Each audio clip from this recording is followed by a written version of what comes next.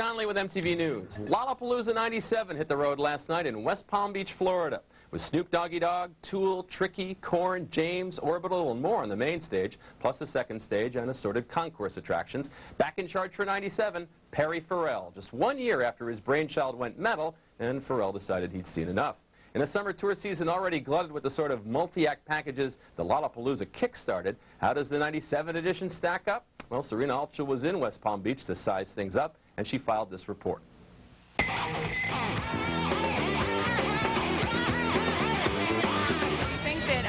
This year sort of recaptures what it was you set out to do in the beginning back in '91? Yeah, I feel like you know, when you come back from a trip and you got your bags and then you come in the house but you're happy to be home.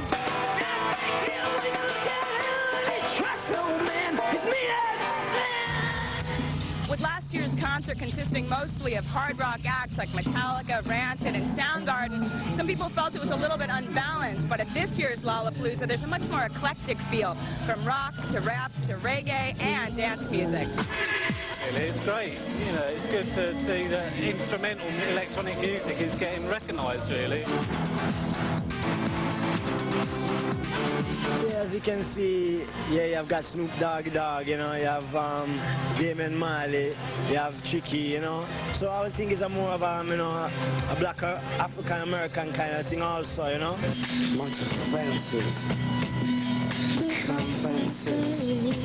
But I was so scared I didn't want to go on. I was like jelly, you know. And it's like, because I'm realizing these people ain't come to see me. Cracked the egg today, baby. It was beautiful.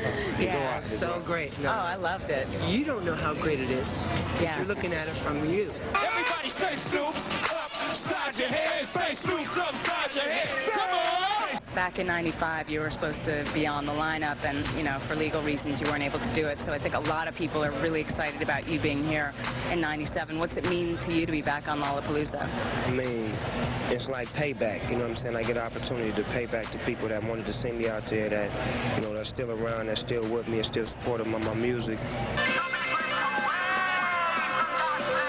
I'm looking forward to meeting all these bands and like I know there's this kind of vibe that people get into what each other's doing, and there's people start getting it together and stuff. I think that'd be exciting. I'm not real familiar with a couple of them, like the band James. I'm not real familiar with it. And that's kind of the fun thing about it, though, the bands that you don't know too well. I mean, you get familiar with people after doing 30, 40 shows together.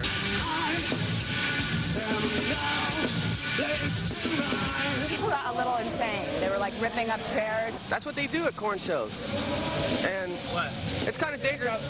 That's how they show us that they love us. I'm just having a lot of fun here. It's just like so cool. I broke my hand already. A lot of people that I know didn't go to the last couple ones, but went to this Lollapalooza. There's like no words to explain how this concert was, because it was just like the best, man. The bridge will be gapped between rappers not being able to go on tour and rappers being able to go on tour, because rappers and rockers are going to go together and they're going to have a good time, and it's going to be safe, and it's going to be cool, and it's going to bridge the gap between East, West, black, white, rock, hip-hop. It's just music, and we just people, and that's all it's about, and that's what this tour represents. All right, well, Porno for Pyros filled in for Dr. Octagon on the second stage last night. The Good Doctor having dropped out on Monday because one member, rapper Kool Keith, has reportedly been unreachable for weeks. But starting at Friday's Lollapalooza gig at the Lakewood Amphitheater in Atlanta, the band Imitation Joy Club will be taking over for Dr. Octagon. That's the news for now. More news at 10 to the hour every hour here on MTV. MTV News. You hear it.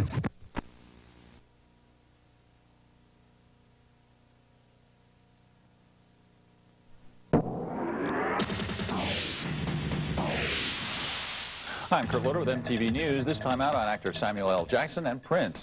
First, though, Korn, one of the bands on this year's Lollapalooza tour, hasn't actually been seen on stage since a July 18th show in Cleveland. And on Tuesday, the group announced that it was dropping out of the tour altogether. The reason is illness, afflicting guitarist James Monkey Schaefer, seen here in home video footage the band shot for us for a piece airing later this week. According to a preliminary diagnosis, Schaefer may have viral meningitis, a serious affliction, although not as serious as spinal meningitis.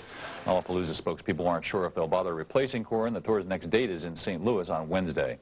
Prince suffered minor cuts and bruises in Philadelphia on Saturday night when he was mobbed by a group of female fans after a post-concert jam session at a local nightclub. The singer managed to slip away after additional security was called in, explaining the fracas on his online website, the Love for One Another website it's called. Prince said the excitement was caused by the white jumpsuit he wore on stage, which he said, quote, always provokes that kind of response. Meanwhile, the Los Angeles home of rapper Ike and Rock. One of our favorite new bands, Korn, announced this week that it was dropping out of the current Lollapalooza tour because guitarist James Monkey Schaefer has been diagnosed as having viral meningitis, a serious but treatable affliction. Ironically and sadly, one of the last things that Korn did on the Lollapalooza 97 tour was to accept a Hi-8 video camera from us and shoot their own little backstage piece on the daily road outings. What's this? MTV. Hi, MTV. See, what this is a Korn Lollapalooza journal. What we're going to do here is take you through a little tour of Lollapalooza from what we see.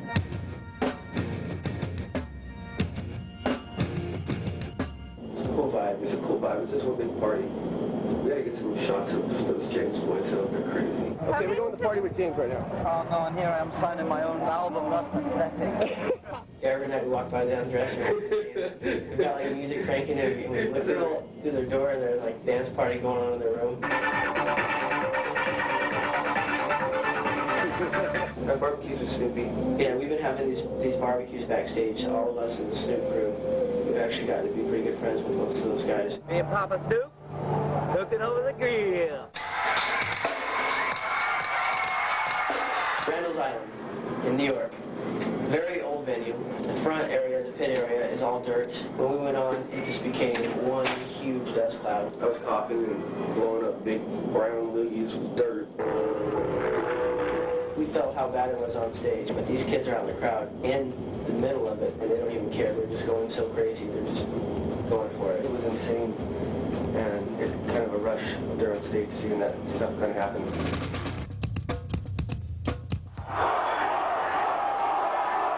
There are definitely lots of kids there to see Korn and Tool. Probably more so than any act. You're not the only reason to come is here besides Tool. We're in Cleveland, Ohio. Backstage in this giant wooden shed here, we're going to go in the crowd and see what kind of trouble we can get into. A few of us walked out, and a few kids, like 15, 20 kids walked up, and once they realized we were cool and they were shaking their hands, about 1,000 kids just rushed from the crowd and surrounded us and smashed us, and we were just like actually mobbed. I was kind of scared for about a couple of minutes, and security would pull us out. And that was a pretty cool feeling to see these crazy kids think they are dumbasses and cool enough to do that too. Man, you guys rock my world, man. And finally.